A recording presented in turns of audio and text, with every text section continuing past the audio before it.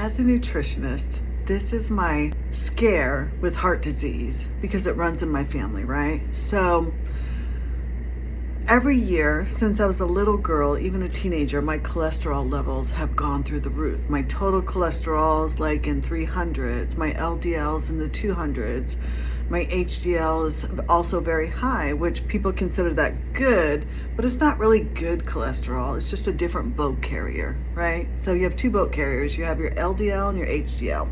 Your LDL takes out all of the cholesterol from your liver because your liver also makes cholesterol.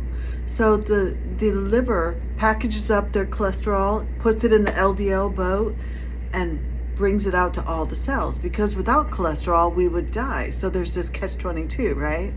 So and then the HDL boat goes around and picks up all of the cholesterol that doesn't need to be used by the cell and puts it back in the boat and brings it back to the liver to be broken down and excreted, right? So when I got my numbers, I was also, obviously I know more about labs that I need to know. So I also ran my A1C, which is a 3-month marker for glucose, right? And see if I have diabetes. And I also ran my inflammation, my chronic inflammation, which would be C-reactive protein, right? And so I got those values back too. So my cholesterol is through the roof, and it has been since I've been a little girl, because just genetically, my liver makes a lot of cholesterol. Now, this video is not intended to treat, cure, or mitigate your diseases. I'm just telling you my story, right? So I want you to ask more questions. That's always the platform, is ask more questions. So I go into my cardiologist, very well-respected cardiologist. I throw down my labs that I had tested. She's like, oh my God, we have to get you on a statin ASAP. I'm like, okay, fair.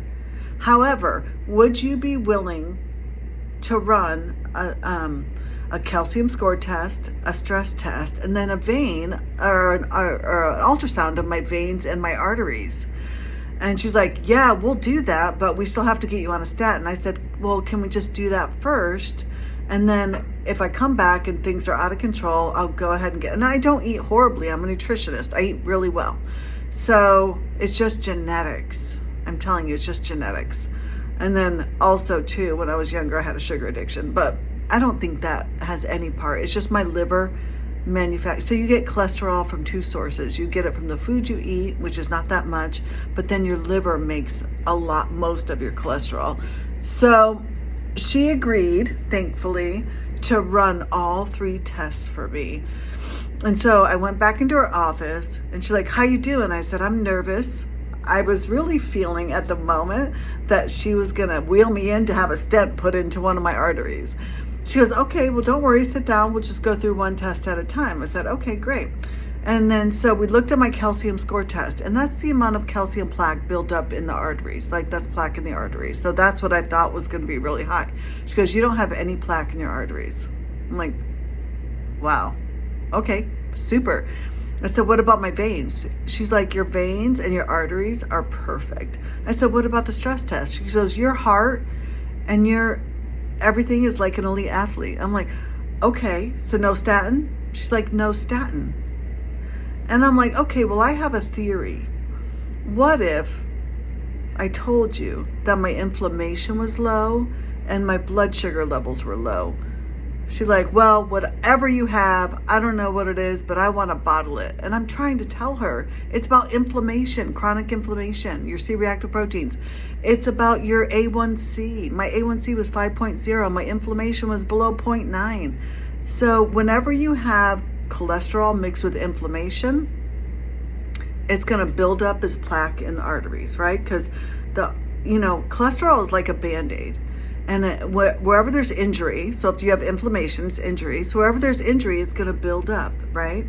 And then when you have high blood sugar levels and high cholesterol, then you are going to glycate the cholesterol and make it very sticky, and it's going to stick to the endothelial walls, which is your red blood cells inside your arteries, right? So I can't tell you how important it is to watch your inflammation And here at PNC, the first thing that we do is bring down chronic inflammation. And then secondly, bring down your blood sugar levels, which we help so many diabetics. So I guess my point in telling you my story is just that don't take these lab values with just cholesterol as the issue. You need more information. I always say that you need more information. So you need cholesterol, the full panel, triglycerides. My triglycerides were super low. You also need your A1C, which is your 3-month average of blood sugar. You also need your inflammation markers, C-reactive proteins. Get that information before you decide, do I want to go on a statin? Because there's lots of side effects with statins. And again, this isn't medical advice. This is just what I chose to do.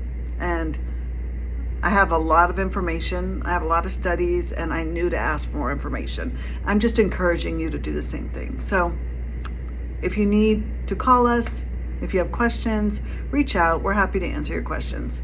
Leave it in the comment section, all right? So just want to share my story. Have a great day.